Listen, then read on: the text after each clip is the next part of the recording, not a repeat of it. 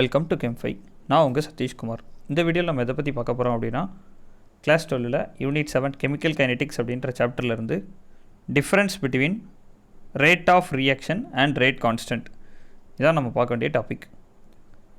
இதில் மொத்தம் 3 டிஃப்ரென்ஸ் இருக்கும். ரேட் ஆஃப் ரியாக்ஷனுக்கும் ரேட் கான்ஸ்டன்ட்டுக்கும் மொத்தம் 3 டிஃப்ரென்ஸ் இருக்கும். ஒவ்வொரு பாயிண்ட்டாக பார்க்கலாம். ஃபஸ்ட் பாயிண்ட் பாருங்கள். ரேட் ஆஃப் ரியாக்ஷனில் என்ன கொடுத்துருப்பாங்க அப்படின்னா, it represents speed at which reactants are converted into product at any instant. ஏதாவது ஒரு குறிப்பிட்ட டைமில், ஓகேவா, at any instant ரியாக்டன்ட் ப்ராடக்டாக கன்வெர்ட் ஆகுறதுக்கு எவ்வளோ டைம் எடுத்துக்குது அப்படின்ற அந்த ஸ்பீடை நம்ம கல்குலேட் பண்ணுறோம். ஸ்பீட், ஓகேவா, speed with respect to time. ஒரு குறிப்பிட்ட நேரத்தில் ரியாக்டன்ட் ப்ராடக்டாக கன்வெர்ட் ஆகுறதுக்கு எவ்வளோ நேரம் ஆகுது அதை மெஷர் பண்ணிங்கன்னா அதான் rate of reaction. Rate constant அப்படின்றது இது ஜஸ்ட் ஒரு proportionality constant. Rate of reaction என்ன? Rate is directly proportional to concentration of reactant. இதான் ரேட் ஆஃப் ரியாக்ஷன். இதில் இந்த ப்ரொபோஷ்னாலிட்டியை ரிமூவ் பண்ணோன்னா நம்ம என்ன பண்ணுறோம்? ஒரு ப்ரொபோஷ்னாலிட்டி கான்ஸ்டன்ட் ஆட் பண்ணுறோம். Rate equal to K into concentration of reactant. இந்த மாதிரி நம்ம எழுதுகிறோம். அப்போ இந்த ப்ரொபோஷ்னாலிட்டியை ரிமூவ் பண்ணுறதுக்கு ஒரு ஈக்குவல் டு கொடுத்து ஒரு கான்ஸ்டன்ட் கொடுத்துருக்கோம். இந்த கான்ஸ்டன்ட் தான் ரேட் கான்ஸ்டன்ட். அப்போ ரேட் கான்ஸ்டன்ட் அப்படின்றது என்ன? ஜஸ்ட் ப்ரொபோஷ்னாலிட்டி கான்ஸ்டன்ட் அப்படின்றது தெரிஞ்சிருச்சு. செகண்ட் பாயிண்ட் பாருங்கள். It is measured as the decrease in concentration of reactants or increase in concentration of product. நம்ம ரேட் ஈக்குவேஷன் எழுதும் போதே ஒன்று சொல்லியிருப்போம். ரேட் அப்படின்னா என்னென்னா, change in concentration of reactant, change in concentration of reactant divided by time. ஓகேவா? change in time divided by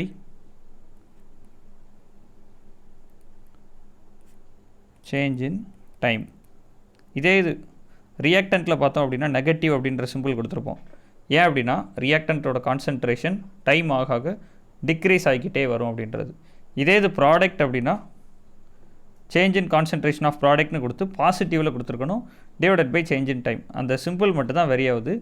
change in concentration of ரியாக்டன்னா negative sign, change in concentration of ப்ராடக்ட்டுக்கு நம்ம ரேட் எழுதணும் அப்படின்னா பாசிட்டிவ் அப்படின்னு சொல்லி வரும். அப்போது ரேட் ஆஃப் ரியாக்ஷன் எதை இண்டிகேட் பண்ணுது? ஒரு ரியாக்ஷனில் கான்சன்ட்ரேஷன் எவ்வளோ டிக்ரீஸ் ஆகிருக்கு, ரியாக்டண்ட்டோட கான்சன்ட்ரேஷன் எவ்வளோ டிக்ரீஸ் ஆகிருக்கு, அல்லது ப்ராடக்டோட கான்சன்ட்ரேஷன் எவ்வளோ இன்க்ரீஸ் ஆகிருக்கு அப்படின்றத கொடுக்கும். ரைட். ரேட் கான்ஸ்டன்ட் என்னென்னு பாருங்கள். It is equal to the rate of reaction when concentration of reactants in unity. இப்போ நான்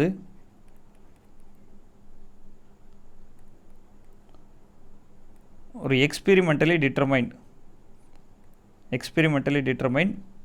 ரேட்லாம் எழுதுகிறேன். அதோட ரியாக்ஷன் பார்த்தோம்னா A+B gives C+D. இது ஒரு ரியாக்ஷன். இதோட ரேட்லாம் என்ன எக்ஸ்பெரிமெண்டலாக டிட்டர்மைன் பண்ண ரேட்லாம் என்ன அப்படின்னா, rate equal to K concentration of A concentration of B mn அப்படின்றது ஆர்டர். இதை எக்ஸ்பெரிமெண்டலில் தான் டிட்டர்மைன் பண்ண முடியும். கான்சன்ட்ரேஷன் ஆஃப் ஏபி அப்படின்றது ரியாக்டன்ட். ரைட். இப்போ இந்த கான்சன்ட்ரேஷன் ஆஃப் ஏபி அப்படின்றது ஈக்குவல் டு 1 இருந்துச்சுன்னா எப்போ 1 ஆகும்? m 0 ஆர்டர், n 0 ஆர்டர் அப்படின்னா anything to the power 0 equal to 1. அப்போ இந்த ஏவும் m 0 n 0 அப்படின்னு சொல்லி நம்ம கொடுத்துட்டோம் அப்படின்னா a power 0 b power 0 1 அப்படின்னு சொல்லி ஆயிரும். அப்போ rate equal to rate constant k அப்படின்னு சொல்லி ஒரு ரிலேஷன் கிடைக்கிது. இதுதான் இந்த இடத்துல கொடுத்துருக்காங்க. It is equal to rate of reaction when concentration of each reactants is unity. each reactants in unity. Concentration of reactants யூனிட்டியாக இருந்துச்சுன்னா, அதாவது 1 இருந்துச்சுன்னா ரேட் ஆஃப் ரியாக்ஷனும் ரேட் கான்ஸ்டன்ட்டும் ஈக்குவலாக இருக்கும் அப்படின்றதான் இந்த பாயிண்ட். ரைட். தேர்ட் பாயிண்ட் பாருங்கள், last point. Rate of reaction it depends on initial concentration of reactant. நம்ம ஃபஸ்ட்டே சொல்லிட்டோம், ரேட் ஆஃப் ரியாக்ஷன் எதை டிபெண்ட் பண்ணியிருக்கோம்? ரியாக்டண்ட்டோட கான்சன்ட்ரேஷனை டிபெண்ட் பண்ணியிருக்கோம். பட் ரேட் கான்ஸ்டன்ட் அதெல்லாம் டிபெண்ட் பண்ணி இருக்காது. Rate constant does not depends on the initial concentration of reactants. இவ்வளோ தான். மொத்தமே 3 பாயிண்ட்டு தான். இதை பேஸ் பண்ணி ஒரே ஒரு ப்ராப்ளம் மட்டும் பார்த்துடலாம்.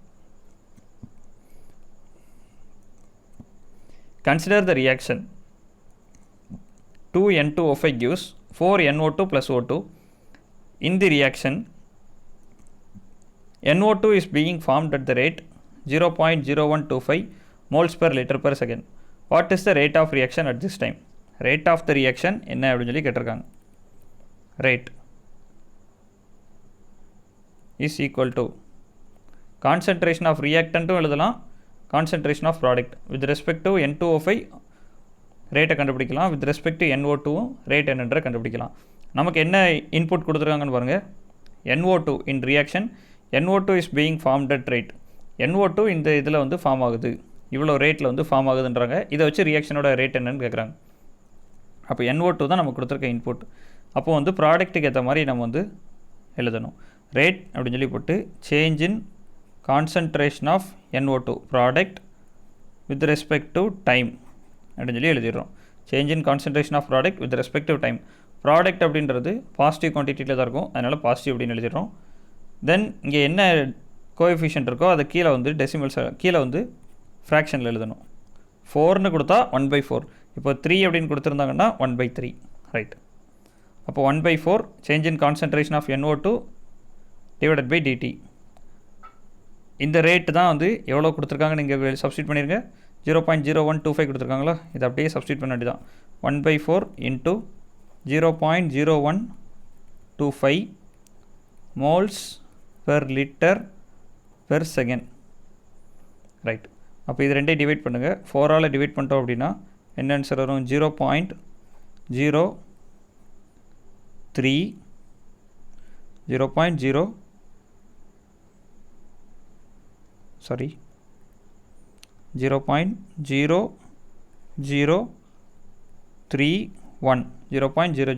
அந்த மாதிரி போய்கிட்டே இருக்கும்.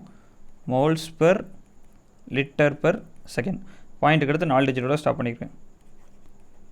இதான் வந்து rate of reaction. Rate of reaction என்னன்றது தெரிஞ்சிருச்சு.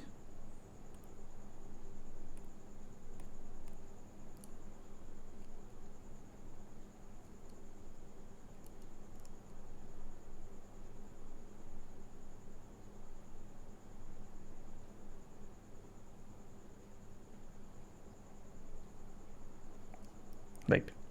இப்போ பார்த்துருக்கோம். Consider the reaction. ஒரு ரியாக்ஷன் நம்ம எடுத்துகிறோம். 2N2O5 gives 4NO2 plus O2 அப்படின்னு சொல்லி எடுத்தோம். இந்த ரியாக்ஷனில் NO2 எவ்வளோ ரேட்டில் ஃபார்ம் ஆகுதுன்னு சொல்லியிருக்காங்க. இதை வச்சு ரியாக்ஷன் எவ்வளோ ஸ்பீடாக போகுது அப்படின்னு கேட்டிருக்காங்க.